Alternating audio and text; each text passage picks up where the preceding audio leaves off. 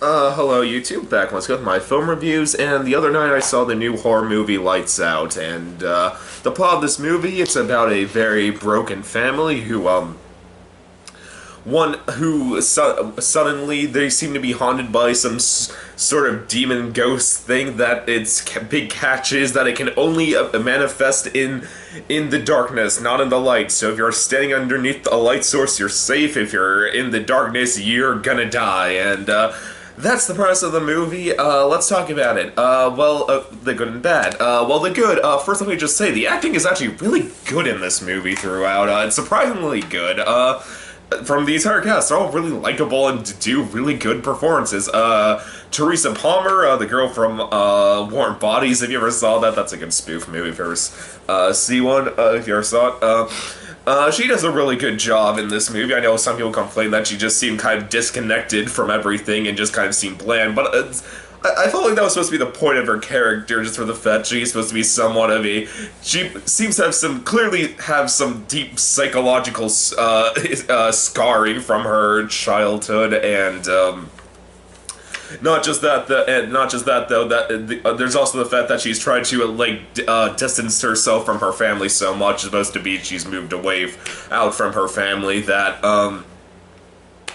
I just felt it would make sense for her to seem somewhat just disconnected from everything that's going on because she just doesn't want to be attached to anything or anyone. So I thought it worked. I thought it made sense for the character. I also thought how she grew to care for her younger brother and tried to protect him from their mother and the evil demon in the dark. I actually thought was very touching, the relationship, the bond they had with one another. It was very heartwarming, and I cared about how their relationship was gonna end between the two of them because I thought it was really cute and nice. The other cast, Gabriel Bateman as the younger brother, he's just adorable in this movie. This kid, you can't help but feel so bad for him this entire movie because so much of this movie is him being haunted by the demon and grabbed by the demon and stalked by it while his mother is going insane and attacking him, and you just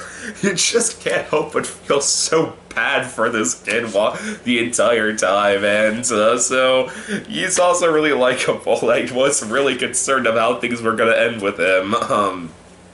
Also though, Maria Bello as the two kids' mother is really good.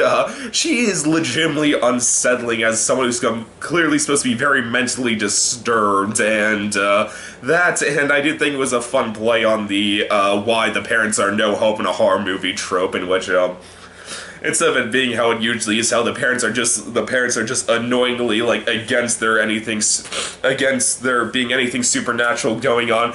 She is fully aware of what's the supernatural premise, but she just thinks that the demon is a good friend of hers and tries to invite it into their house. And I thought that was a really fun and clever play on that trope. So Maria Bello was very effectively unpleasant. Alexander Persia, is that how you say his name? I don't know. Not much to say with him. He plays Teresa Palmer's boyfriend. Not much to say, just a likable performance for a character that seemed like he was going to be really annoying and unlikable. He's actually very likable. I did care to see him see if he was going to survive the ordeal, and yeah, so entire cast and the acting is all really good. That I also gotta give credit to this on any horror movie. The characters are actually very intelligent in this. They are very pragmatic on how they get light sources going, especially in the last third. The climax of the movie is just amazing. Just all these things these characters use as light sources, especially the boyfriend to protect themselves from the ghost. My audience was cheering sometimes, just because they use things you wouldn't think to use in that situation, but it's great, and so the climax is really brilliant. And I also give credit to this gimmick for a gimmick that could have been really lame.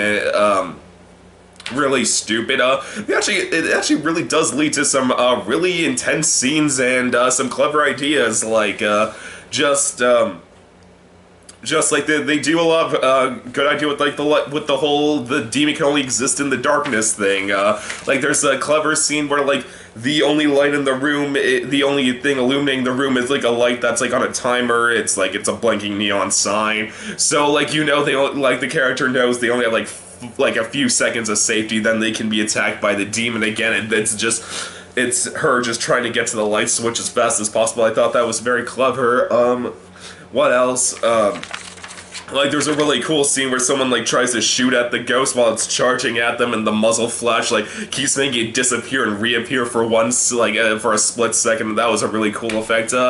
It's just, they do come up with a lot of good ideas how to take advantage of this premise, and a lot of them do work, and it's really effective from time to time. The monster itself is effectively creepy. I just do like the fact that it is just a dark shadow, like it's just the outline of a person with two glowing eyes and nothing else. I thought you never see like you do eventually, but for majority of the film, all you ever just see is a dark shadow, and I thought it did really work because of that.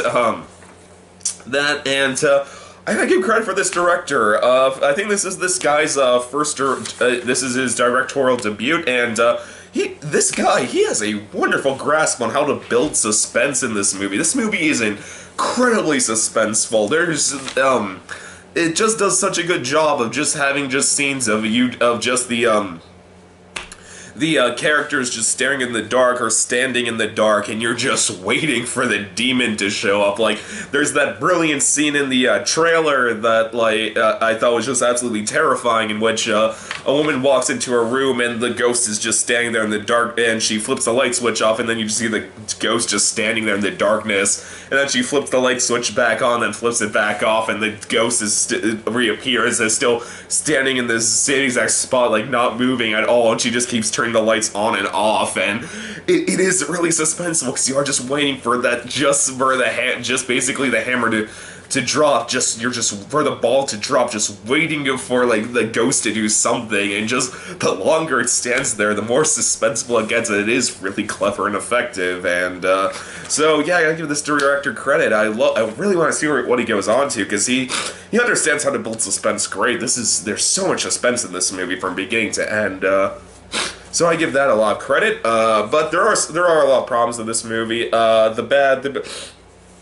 The main one is, even though the director knew clearly knows how to build suspense, he has a very firm grasp on that. He really doesn't know how to do the payoff to the suspense, because basically every scare in this movie, there are a few that aren't this, but for the most part they're all this, is just the character like staring into the darkness or staying in the darkness, and you're just waiting for something to happen, and then it eventually does, like the ghost does show up, and it's always just a bang orchestra score. It's not really, I can't go as far to say it's a jump scare, because they make it very clear the ghost is there and you're just waiting for it to attack,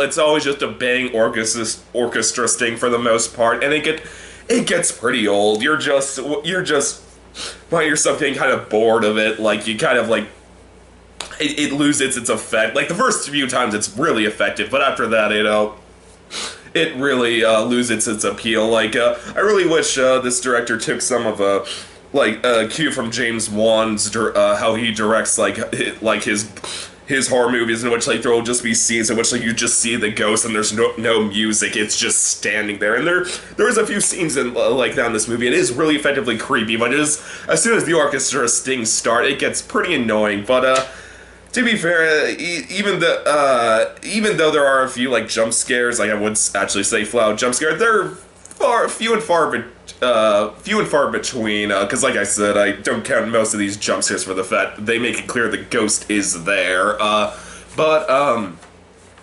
The ones that are, I do give credit. Anytime there is a bang orchestra sting, it is always because of the ghost. It's never just like there's a bang orchestra string and like the character like turns around just like oh hey boyfriend, why don't you sneak up on me like this? Like, I don't know, I'm silly. It never goes there. It's always, when someone gets freaked out by something, it's always because the ghost demon attacked them. So I do give credit to that. That and the other two problems with this movie is you see too much of the demon in the last third. I did find it effectively creepy when it was just dark outline of a person, but you see them like in full illumination at near the end of the movie, and it's really nothing special, and you just keep seeing it. It really makes you, it makes the demon when it's in the shadow lose its effect, because you know exactly what it looks like, and it just looks like your typical generic, like, shriveled demon witch thing you see in most horror movies, and, nothing special with that. And the last thing is that the abilities and rules of this ghost were very vague in this movie from time to time. There will be parts in the movie in which you will be questioning, did they cheat? Like, did this ghost manifest itself in the darkness? I mean, in the light instead of just the darkness.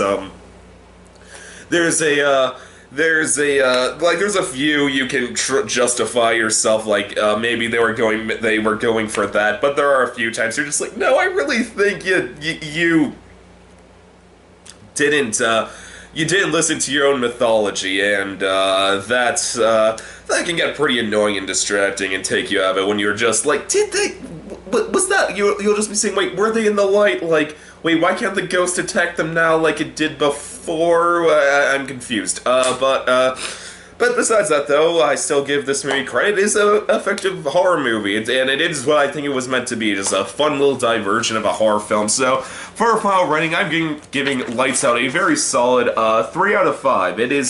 I liked it. It's good. It is a completely, perfectly decent horror movie, which is way better than most horror movies. So this has actually been a really good year for horror movies between this, Conjuring 2, 10 Cloverfield Lane and The Witch. This has actually been a pretty solid year for horror movies so far, and yeah, I really would love to see what this director moves on to, because this was a really good first attempt. I want to see if he can, like I said, if he can figure out how to give payoff to the suspense. I can honestly see him directing a really great horror movie, but as this sits, this is a good one. It's worth a watch.